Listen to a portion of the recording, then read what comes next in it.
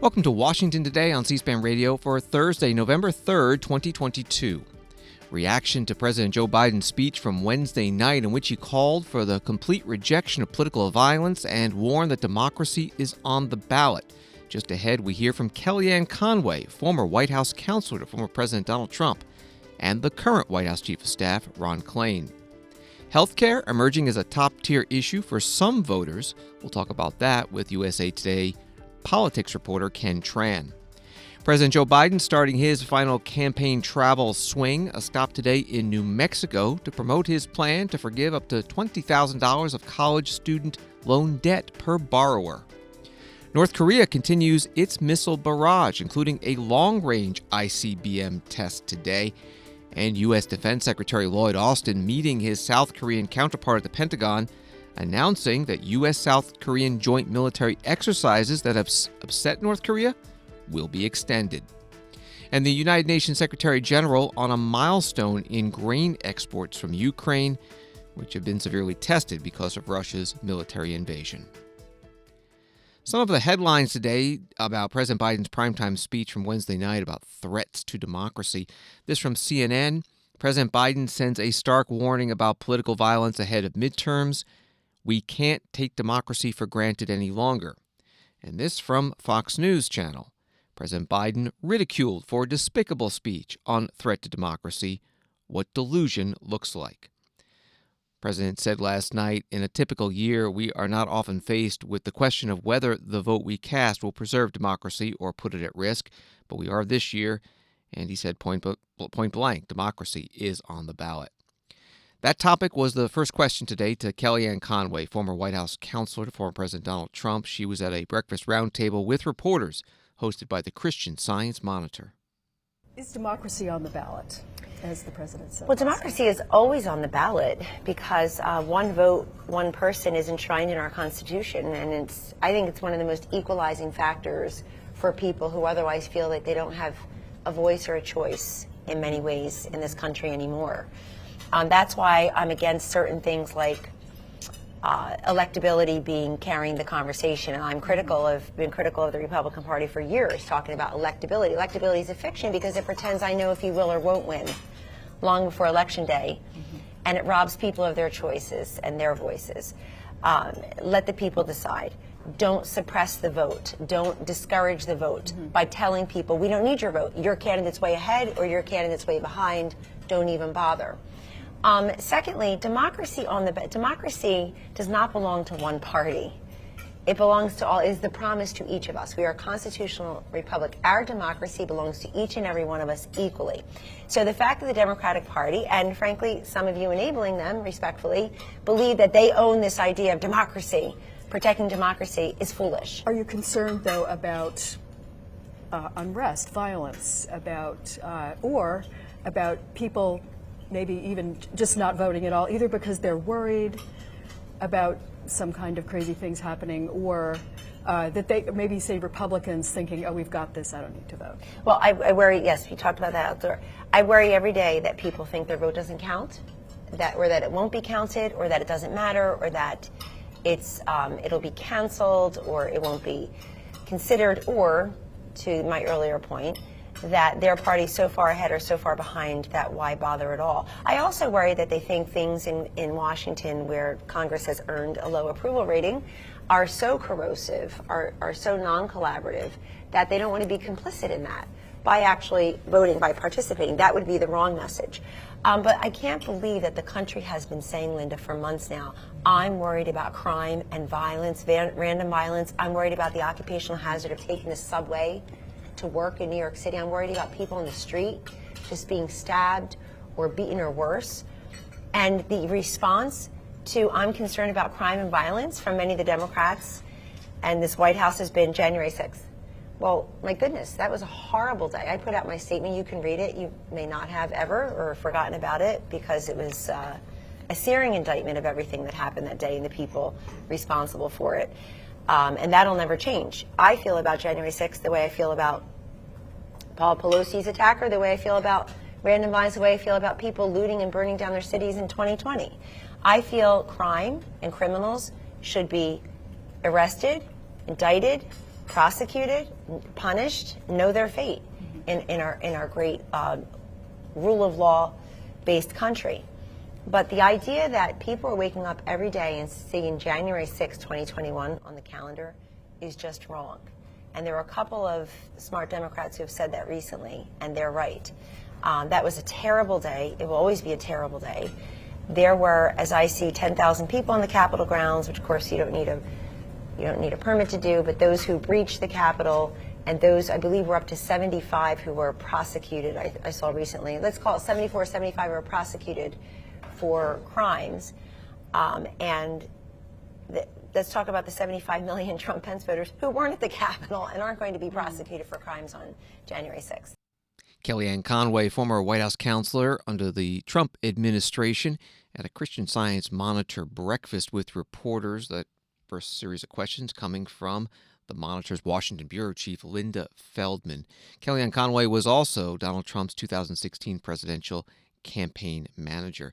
She mentioned the attack on Paul Pelosi. The Department of Homeland Security today saying that the man who has been charged in that attack is in the country illegally and could be deported.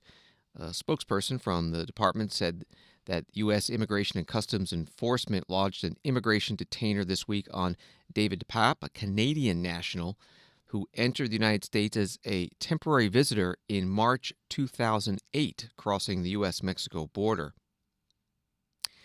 Back to Kellyanne Conway. She was asked today whether she speaks to Donald Trump often. She said yes, and she also said that she speaks to former Vice President Mike Pence as well.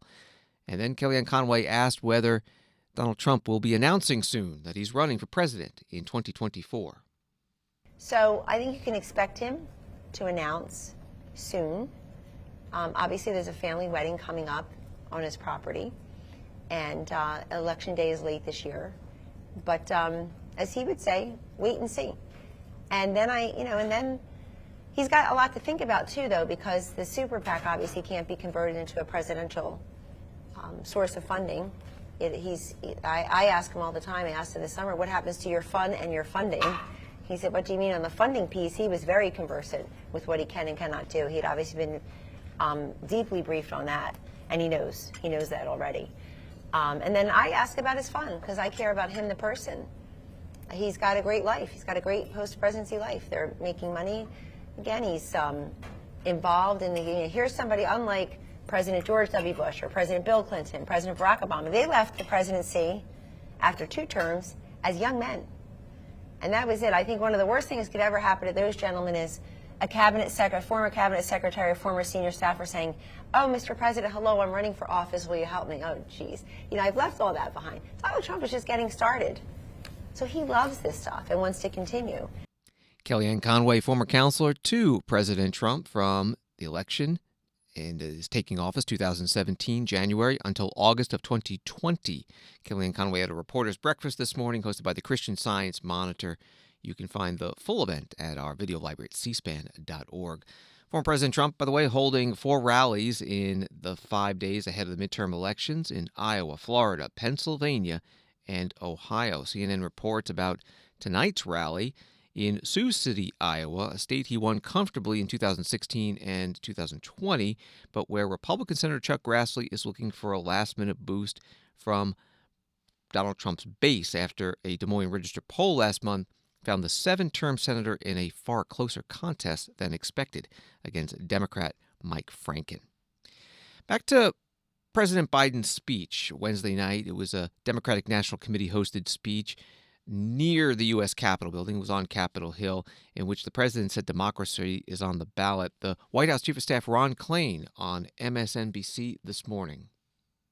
Well, the president's been talking about the threat to our democracy since he launched his campaign way back in 2019, and again on January 6th, and again in September in Philadelphia at Independence Hall. And I think the president decided a few days ago that it was important to issue one final warning on this issue, to make very clear, to leave no doubt, that we have people out there still peddling the big lie, people now raising the issue of election denial in this election. And of course, the horrible incident involving Speaker Pelosi and her family, showing the rising threat of political violence. And so I think all those things came together and led the president to make the strong remarks that he made last night.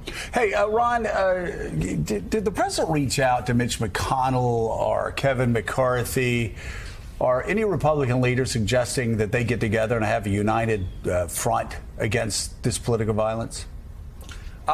He hasn't spoken to them recently. I think the president's remarks last night, though, were very strong and bipartisan, made it clear that the majority of Republicans, like the overwhelming majority of Democrats, oppose political violence. But targeting and talking about the MAGA Republican officials who are stirring this, the people who are out there, repeating these QAnon violent memes and things like that.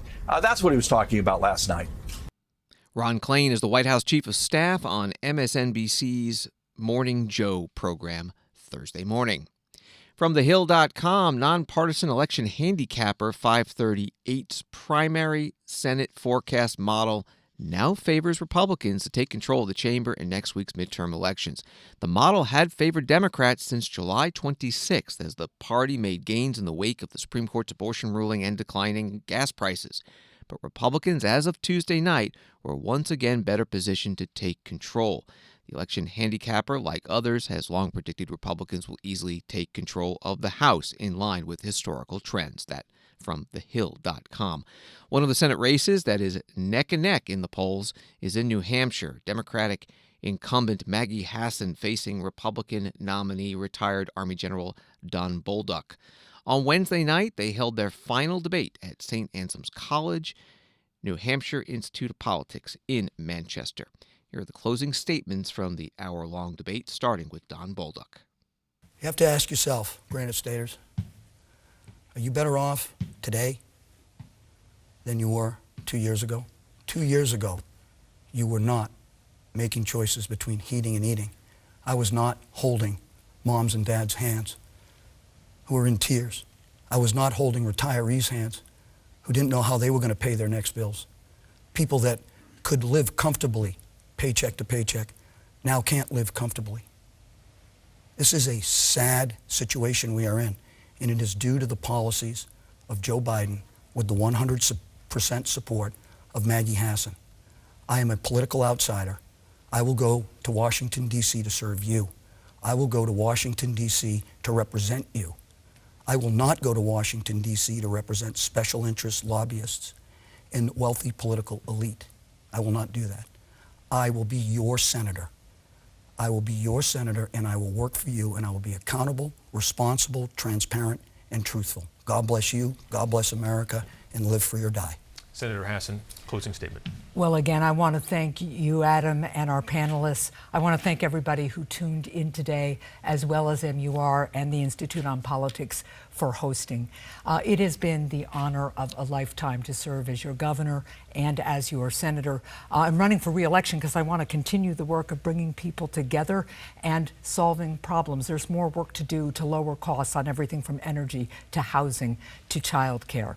Now, my opponent has a very different approach. Don Bolduc wants to impose an extreme agenda, whether it is eliminating Social Security or enacting a nationwide abortion ban, and his refusal to accept election results means he thinks he doesn't have to listen to you because he can just reject your votes.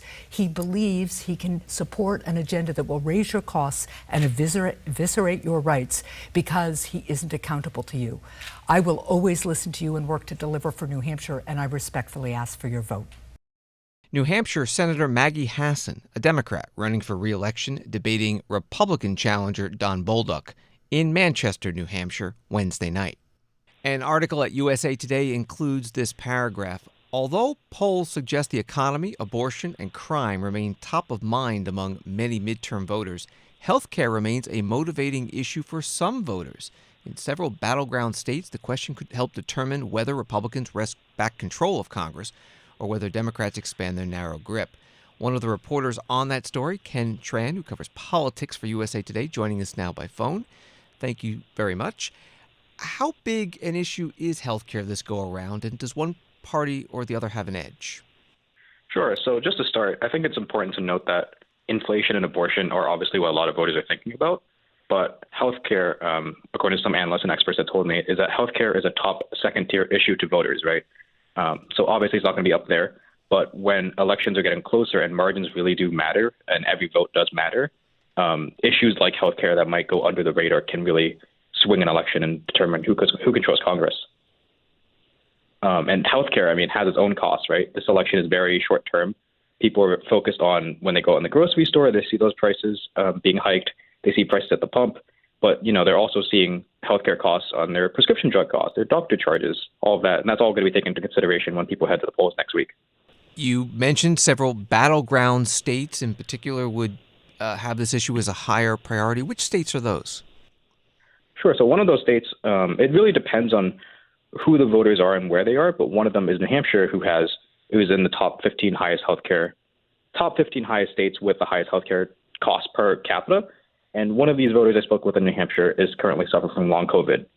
She told me she has short-term memory loss. It's affecting her heart, her brain, and it is really hitting her heart. And she now has to pay for COBRA, which is costing her a lot of money per month when she's only on disability. And she also has to sleep with a CPAP machine every night, right?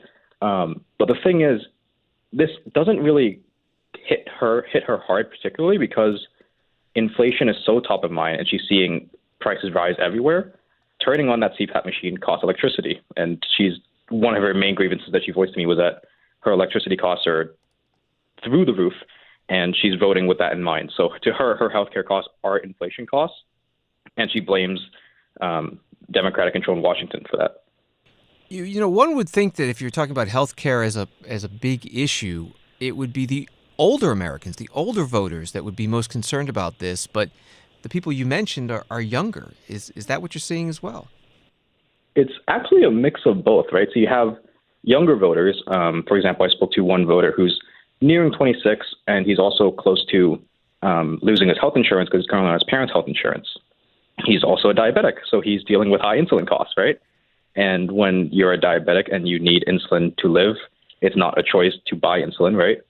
That's going to be at the top of your mind when you vote. So younger voters, diabetic voters, things that they need to live, they're going to vote with that on top of mind. That's going to trump inflation. But it also happens with retirees who are traditionally very reliable voters that turn out to the polls and also reliable Republican voters. But here, Democrats do win on the healthcare messaging. Some retirees are struggling with high prescription drug costs or high medical care costs. For example, I spoke to one retiree in Florida who's on Medicare. He told me that he's pretty fortunate in his living situation. It covers a lot. But even then, he had cataract surgery and Medicare didn't cover all of the bills. So he has to pay $7,500 out of pocket. And that was something that he noticed, and he's voting that top of mind. And he's voting for Val Demings in the Florida Senate race. We're talking with Ken Tran from USA Today, a politics reporter. In past election cycles recently, there has been perhaps just one healthcare issue all-encompassing that we could talk about, and that was the Affordable Care Act, or Obamacare, its passage, its implementation, the pledge to repeal it. It doesn't seem like there's a singular issue this time around.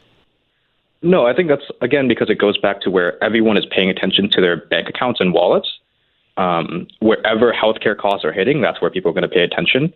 So even if the Affordable Care Act comes back to the table and that's a common talking point, people are really paying attention to whether that number of their bank account is high or low. Ken Tran, politics reporter with USA Today. Find his story at usatoday.com, and on Twitter he's at KNTHTRN. Thank you very much. Thank you.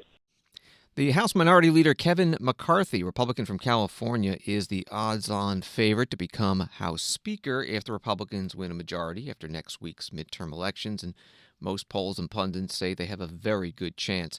Congressman McCarthy was interviewed by Fox News Channel's Sean Hannity Wednesday night about the agenda he and other House Republicans would be seeking to enact should they get that chance.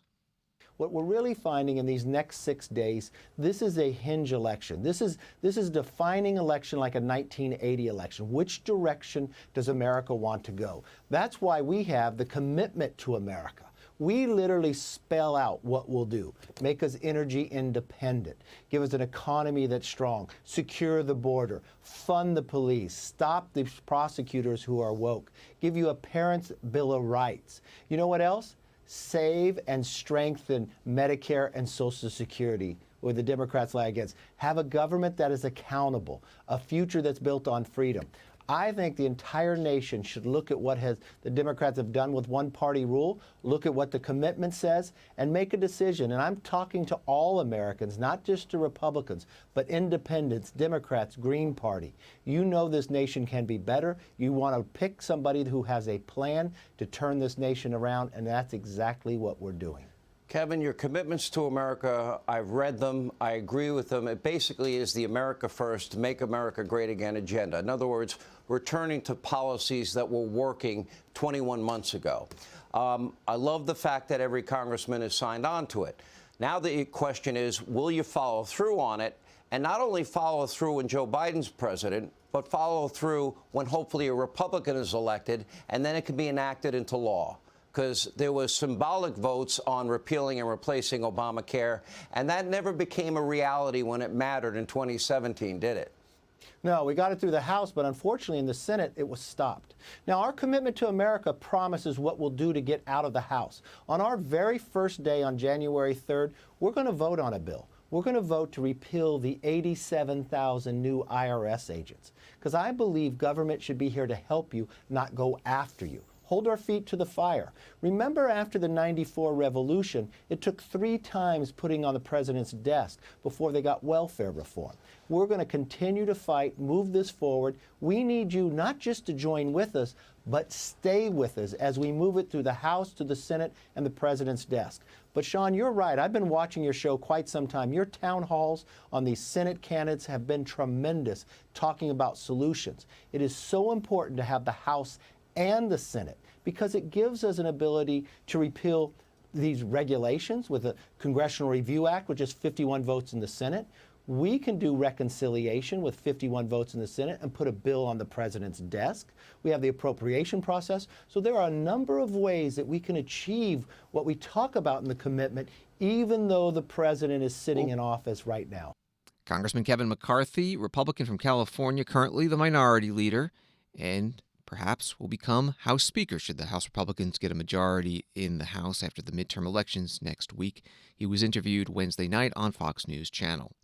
President Biden traveling to New Mexico today to campaign for Democratic candidates there, and a focus on his plan to forgive up to $20,000 in student loans per borrower. It's $10,000 for most borrowers and up to $20,000 if you use Pell Grants, subject to income thresholds. The president tweeting, "Last month, I launched the application for our administration's student debt relief. Close to 26 million Americans have already given us the information to be considered for this life-changing relief. And as of this week, the Education Department will have approved 16 million applications. That's 16 million Americans so far who should be seeing student debt relief in the coming days. But that relief is on hold because Republican elected officials are doing everything they can to deny it, even to their own constituents." That tweet from President Biden. President referring to a lawsuit filed by 6 Republican-led states to try to block this. The president today was at Central New Mexico Community College, Albuquerque, New Mexico. But it's temporarily on hold. Why? Well, because Republican members of the Congress and Republican governors are doing everything they can, including taking us to court to deny the relief and even to their own constituents. And every lawyer tells me we've knocked 2 of them out of the way. There's only one thing left in the way, and that's going to happen. And as soon as I announced my administration's plan for student debt, they started attacking it, even though I ran on it and everybody knew what I was going to do. Their outrage is just simply wrong, and I might add, I don't want to be too political here, but hypocritical. Fighting them in court, we're not letting them get away with it. I'm never going to apologize for helping working middle-class families as they recover from the economic crisis created by a pandemic. And I don't want...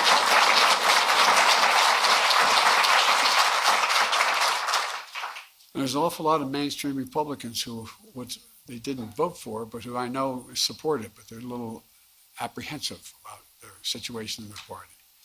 I don't want to hear it from the MAGA Republican officials who sit in Congress and who had hundreds of thousands of dollars. In one case, over $1 million in pandemic relief loans forgiven. You know, all those folks who had businesses hurt by the pandemic? Well, we stepped in and we helped. Well, those loans are being forgiven. One of the congressmen received $2 million in forgiveness for a loan. Another one, who you know, she speaks a lot about this, Marjorie Taylor Greene and her husband, they got $180,000 in business loans forgiven. And she said, quote, "It's completely unfair for us to forgive student loans for working and middle-class Americans." Representative Vern Buchanan of Florida said our plan was reckless. He got forgiven $2,300,000. You can't make this stuff up.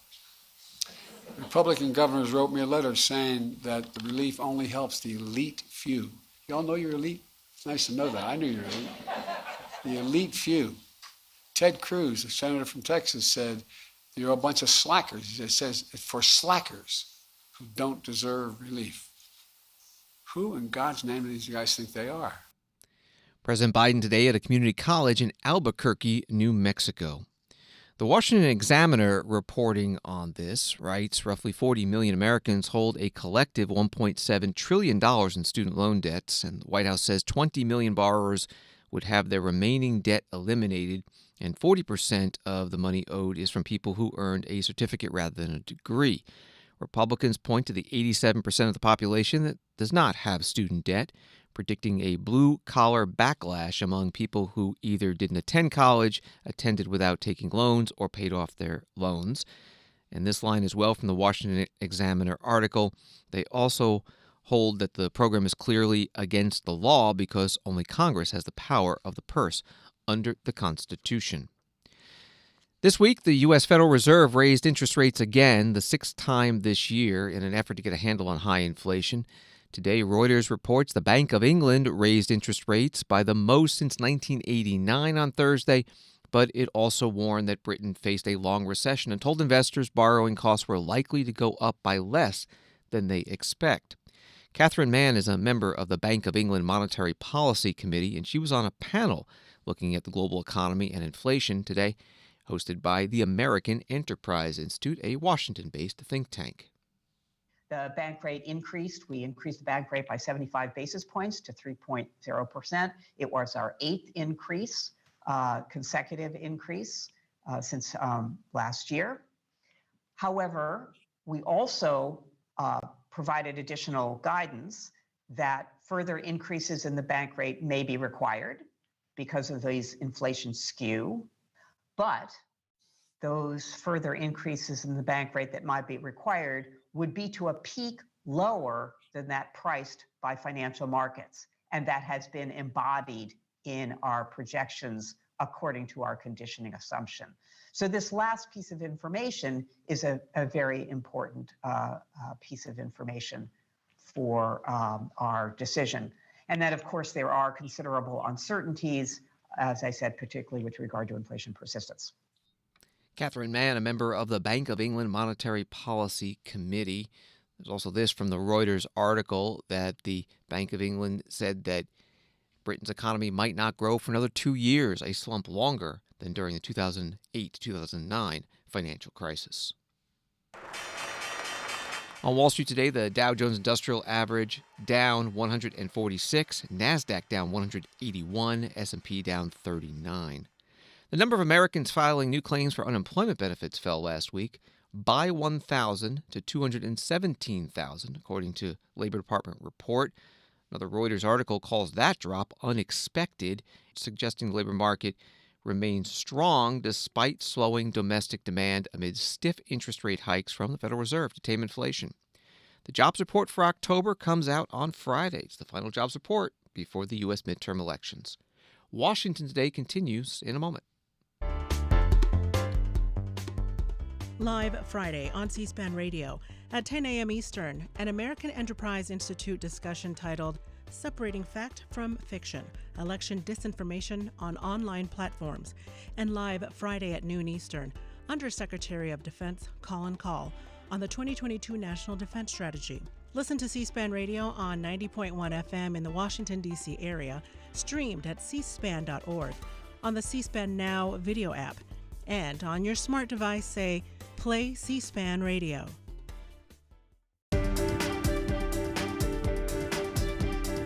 Welcome back to Washington Today, which you can get as a podcast wherever you get your podcasts and on the free C-SPAN Now mobile video app. Associated Press reporting from Seoul, South Korea. North Korea fired at least 6 missiles into the sea on Thursday, including an intercontinental ballistic missile that triggered evacuation warnings and halted trains in northern Japan, adding to a recent barrage of weapons tests that has escalated tensions in the region. The ICBM test was followed by launches of 2 short-range ballistic missiles in the morning, drawing swift condemnation by North Korea's neighbors and the United States, which reacted by extending ongoing joint Air Force exercises with South Korea. North Korea has been saying that it's responding to the provocation of those joint U.S.-South Korean military exercises. Well, the Defense Secretary Lloyd Austin announcing the extension today at the Pentagon. He begins by referring to the period of mourning in South Korea for the more than 150 people killed in that stampede in Seoul during a Halloween celebration.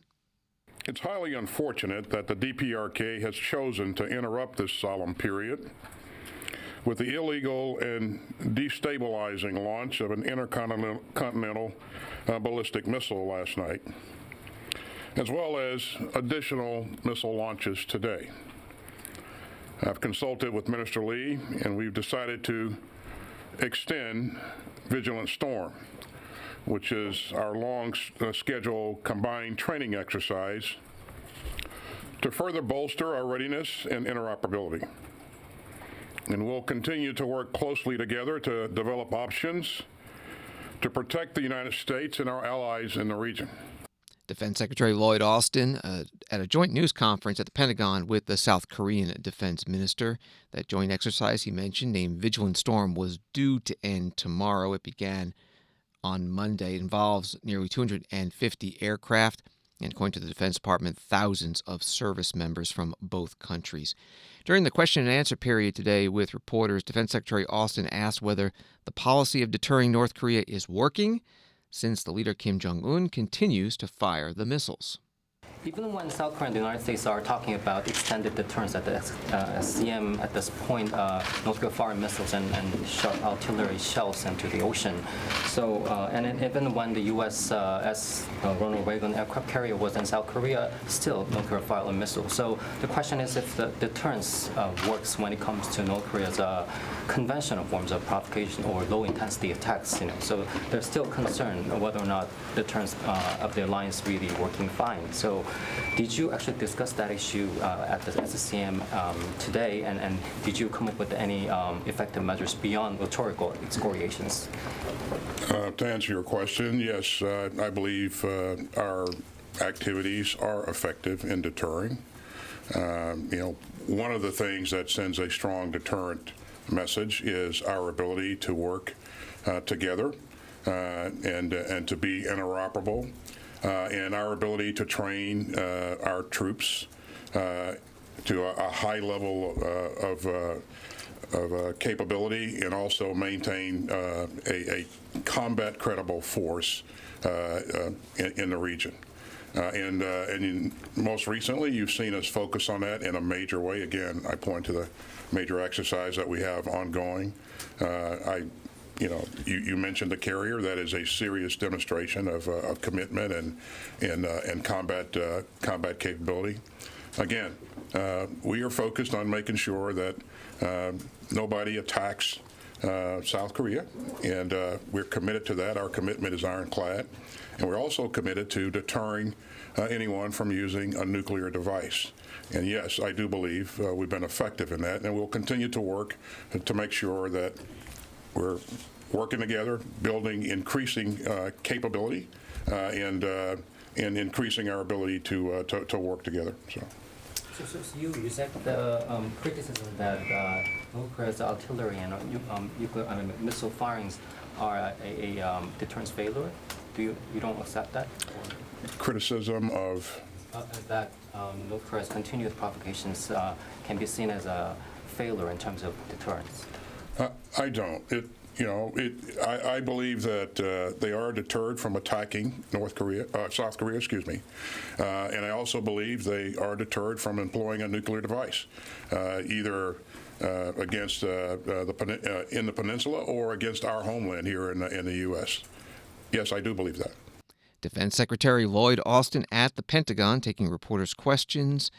A joint news conference with the visiting South Korean Defense Minister Lee Jong-sup, who had a warning of his own for North Korea not to escalate the situation to the nuclear level.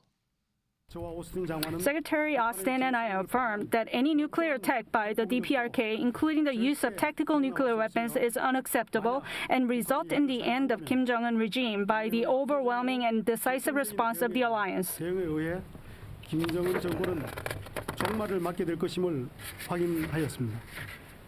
This is a strong warning against the DPRK. Through the translator, the South Korean Defense Minister Lee Jong-sup at the Pentagon with the U.S. Defense Secretary Lloyd Austin. Now to Russia's war in Ukraine. United Nations nuclear agency saying today its inspectors found no evidence to support Russia's claim that Ukraine planned to build and detonate a radioactive dirty bomb with the intent of blaming Russia. The United Nations Security Council Wednesday night voted down Russia's attempt to create a commission to investigate the claims that United States and Ukraine are carrying out military biological activities that violate the convention that prohibits the use of biological weapons. The vote in the Security Council was 2 yeses, Russia and China, 3 noes, United States, Great Britain, and France, and the other 10 were abstentions. And from the Moscow Times, the Russian flag hanging in front of the regional administration in Ukraine's occupied Kherson region has been taken down, pro-Russian Telegram channels said Thursday. The flag's removal is the first indication that the Russian military may be preparing to abandon the city of Kherson, the only regional capital that Moscow has captured in its 8-month invasion. U.S. State Department spokesperson Ned Price tweeting today about 2 Americans being held in Russian jails, that the U.S. Embassy in Moscow, the officials there visiting Brittany Griner today. He writes they saw firsthand her tenacity and perseverance despite her present circumstances. We continue to press for the immediate release of Brittany Griner and Paul Whelan and fair treatment for every detained American. Brittany Griner, the 2-time Olympic gold medalist, 8-time WNBA All-Star, meeting today with the officials. She was sentenced to 9 years in a penal colony in Russia this past August on drug charges. The White House Press Secretary Karine Jean-Pierre with a follow-up with reporters on the flight on Air Force One. The State Department just confirmed that U.S. Embassy officials in Moscow were able to visit Brittany Griner today. We are told she is doing as well as can be expected under the circumstances. As we have said before, the U.S. government made a significant offer to the Russians to resolve the current unacceptable and wrongful detentions of American citizens, Brittany Griner and Paul Whelan.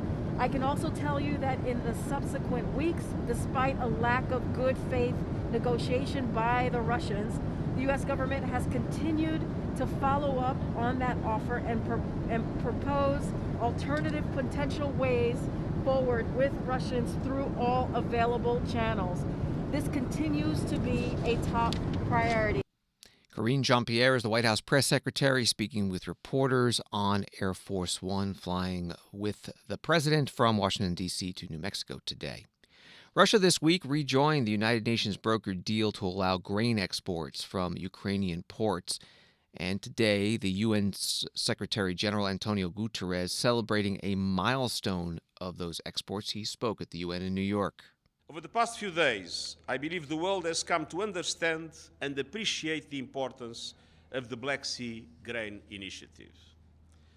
For stemming the food crisis, for easing prices and pressures on people around the world, for reducing the risks of hunger, poverty, and instability. The Black Sea Grain Initiative is making a difference. I'm pleased to announce that today the initiative has hit a new milestone. As of today, 10 million metric tons of grain and other foodstuffs have been shipped through the Black Sea corridor. It has taken just 3 months to reach this milestone. Despite all the obstacles we have seen, the beacon of hope in the Black Sea is still shining and the initiative is working. It is our collective responsibility to keep it working smoothly. I thank President Erdogan and the government of Turkey for their crucial contribution for that to happen. Now that the initiative has fully resumed, I appeal to all parties to concentrate efforts in two areas. First, to renewal and full implementation of the Black Sea Grain Initiative. Second, to removing the remaining obstacles to the exports of Russian food and fertilizer. I'm fully committed, along with the entire United Nations system, to the achievement of both these essential objectives. The world needs safe and unimpeded navigation for exports of grain, foodstuffs, and fertilizer from Ukraine through the Black Sea, and the world needs concerted efforts to urgently address the global fertilizer market crunch and make full use of Russian export capacity, essential for that purpose. United Nations Secretary General Antonio Guterres at the UN in New York City. The UN General Assembly today voting overwhelmingly to condemn the U.S. economic embargo of Cuba. This was the 30th year in a row of such a vote. Associated Press writes, with the Biden administration continuing former President Donald Trump's opposition and refusing to return to the Obama administration's 2016 abstention. The embargo was first imposed in 1960 after the communist revolution in Cuba led by Fidel Castro. The vote in the 193-member General Assembly today, 185 countries supporting the condemnation, 2 opposing, U.S. and Israel, and 2 abstaining, Brazil and Ukraine. Here's the announcement today. Those in favor of draft resolution A/77/L5, please signify. Those against or abstentions. The General Assembly is now voting on draft resolution A/77/L5 entitled Necessity of Ending the Economic, Commercial, and Financial Embargo imposed by the United States of America against Cuba. Will all delegations confirm that their votes are accurately reflected on the screen? The voting has been completed. Please lock the machine.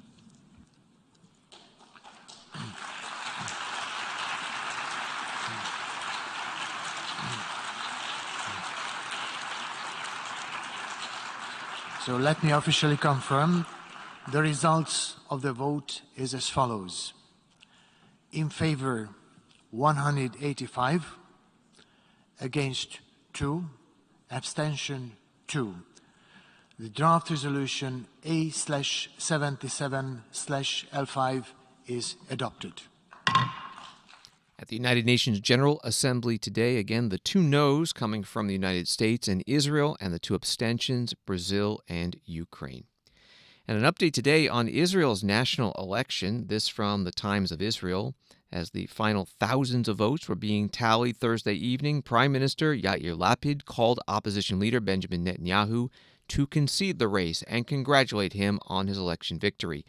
The state of Israel is above any political considerations, Lapid said in a statement. I wish Netanyahu good luck for the people of Israel and the state of Israel. Lapid's office said the outgoing prime minister told Netanyahu he has instructed all branches of his office to prepare for an orderly transfer of power. And the Times of Israel article continues, with all the ballots tallied following Israel's national election on Tuesday, Benjamin Netanyahu will control not just the largest party in the Knesset, but is poised to return to power leading a 64-strong majority bloc of his religious and right-wing allies in the 120-member Knesset. Thanks for listening to Washington Today. Sign up for C-SPAN's evening newsletter word for word to get the stories Washington is talking about sent to your inbox every day. You can subscribe at c-span.org/connect. Have a good night.